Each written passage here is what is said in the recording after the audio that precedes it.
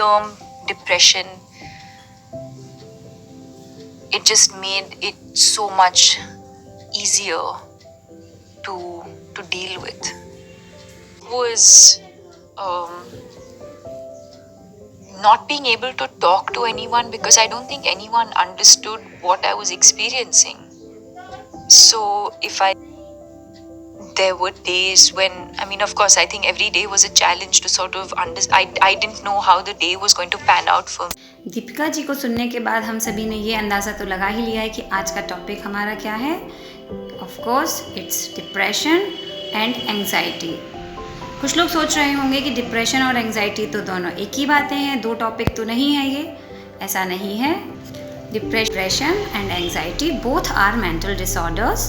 तो चलिए शुरू करते हैं आज का वीडियो. बने रहिए वीडियो के अंत तक. आखिर में मैं आपको कुछ मेंटल डिसऑर्डर, एंग्जाइटी से रिलेटेड होम्योपैथिक मेडिसिन भी बताऊंगी.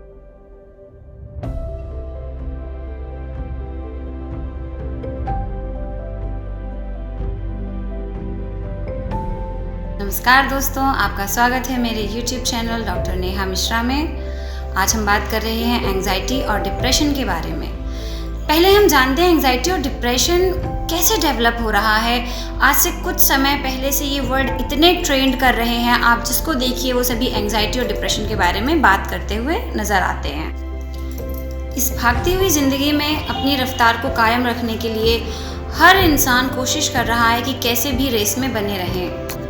और इस दौड़ में कई लोग तो रेस को जीत जाते हैं, लेकिन कुछ लोग हैं जो रेस का हिस्सा नहीं बन पाते हैं, थक जाते हैं, हार जाते हैं और बीच में ही थक कर बैठ जाते हैं.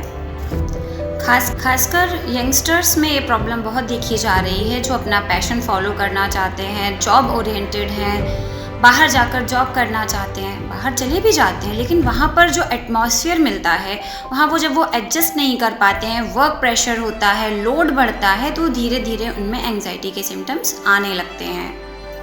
If stress and trauma comes early in your life, it may lead to anxiety and depression. अब हम कैसे पहचानेंगे कि हम एंग्जाइटी से सफ़र कर रहे हैं या फिर डिप्रेशन से?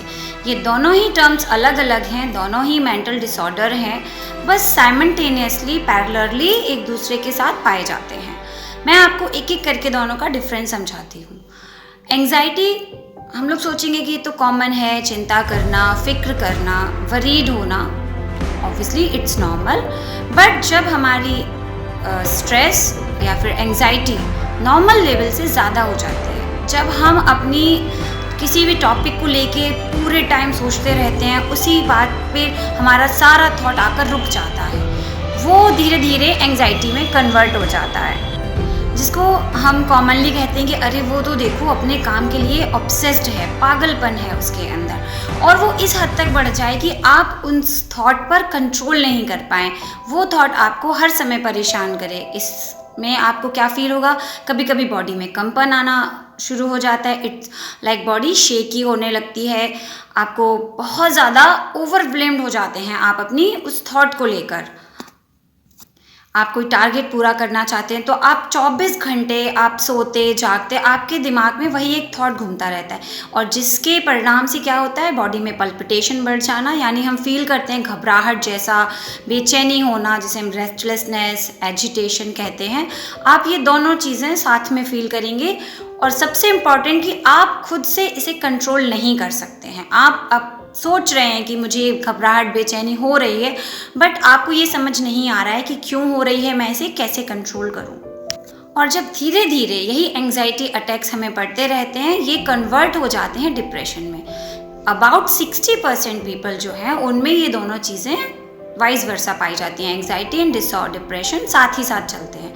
डिप्रेशन को कैसे हम पहचानेंगे? डिप्रेशन का सबसे कॉमन एंड स्ट्राइकिंग फीचर होता है कि आप सडनली फील करेंगे कि जिन चीज़ों में आपको बहुत इंटरेस्ट था, कोई भी आपका वर्क आप जो करना, कभी म्यूज़िक सुनना, डांस करना, बातें करना, घूमने जाना, any of these, for example आप कुछ भी ले सकते हैं, उनमें से आपका इंटरेस्ट कम होने लगेगा. आप सैडनेस फील करेंगे, लोनली रहना पसंद करेंगे. एक और चीज़ होती है जिससे आपकी भूख पे फ़र्क आएगा. आपकी एपेटाइट जो है वो या तो बहुत ज़्यादा बढ़ जाएगी यूजुअल एपेटाइट से, या फिर आपकी एपेटाइट कम हो जाएगी, आपको भूख लगना बंद हो जाएगा.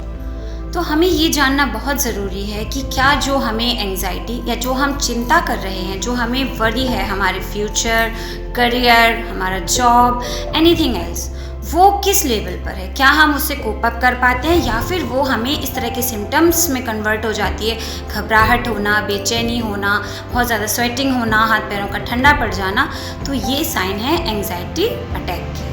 और अगर हम इन्हें समय रहते कंट्रोल नहीं करते हैं तो इनके बहुत ज़्यादा चांसेस होते हैं डिप्रेशन में कन्वर्ट हो जाने के।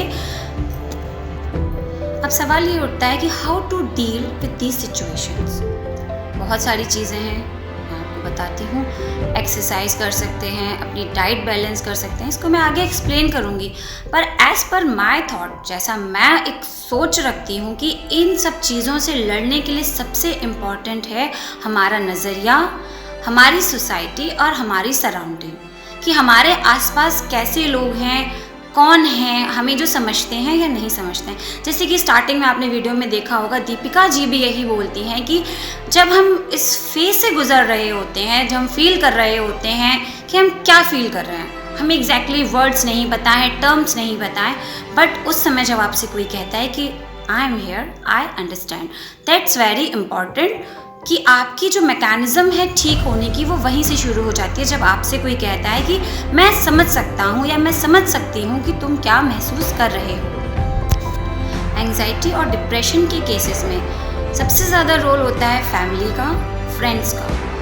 हमारी फैमिली हमारे लिए कितना अवेयर है, हमारे फ्रेंड्स कितना अवेयर हैं, वो ये फ़र्क महसूस कर पाते हैं कि हमारा बिहेवियर चेंज हो रहा है, वो हमें इसके लिए सचेत भी करते हैं। देन हमारी ड्यूटी बनती है कि हम उसको एक्सेप्ट करें कि we are suffering from anxiety और डिप्रेशन, एंड इसमें कोई भी शाय या शर्माने या छुपाने जैसी कोई बात नहीं है कि हम इसके बारे में खुलकर बात करें, जो कि हमारी सोसाइटी में एक स्टिग्मा बन जाता है कि अगर हम कहेंगे हम डिप्रेशन से हैं, हमें डिप्रेशन हो रहा है, तो लोग कहेंगे अरे ये तो पागल है।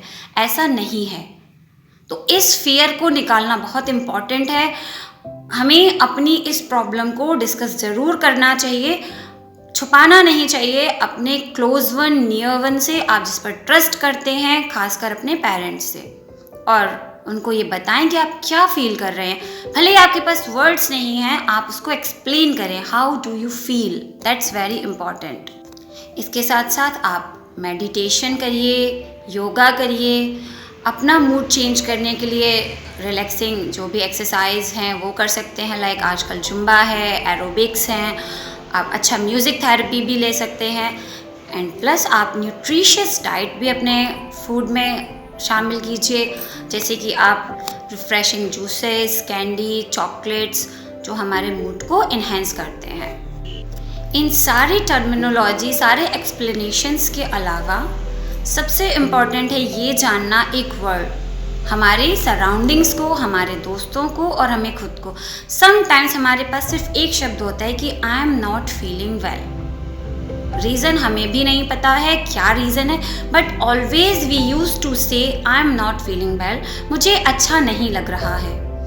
This time this is very important कि आपके पेरेंट्स, आपके कलीग्स उसे कंसीडर करें, आपके बिहेवियर में क्या चेंजेस आ रहे हैं उसे कंसल्ट करें, आप अपने किसी फिजिशियन से, किसी काउंसलर से। एंड जैसे फिज़िकल इलनेसेस के लिए ट्रीटमेंट लेने में कोई शर्म की बात नहीं है, वैसे ही जब हम मेंटली इल होते हैं, मेंटली हमें किसी भी तरह का कोई ट्रबल होता है, तो डॉक्टर के पास जाकर कंसल्ट करने में किसी भी तरह की कोई भी शाय वाली बात नहीं है।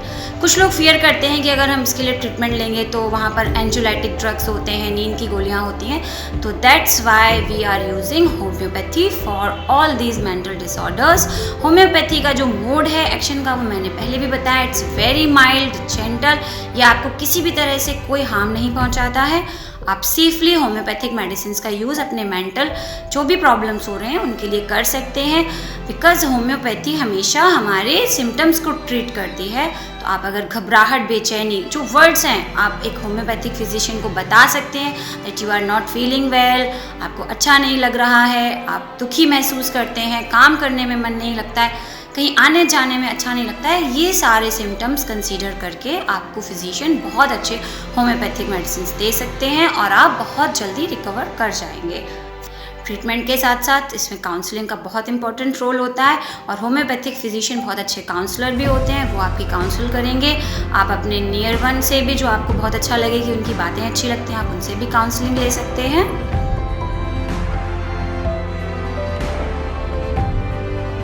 मैंने आपको दवाइयों की लिस्ट बताई है, लेकिन इट्स वेरी इंपॉर्टेंट, दवाइयाँ हमें कभी भी खुद से लेकर नहीं खानी, क्योंकि हम नहीं जानते कि हमारे लिए कौन सी दवा सुटेबल है।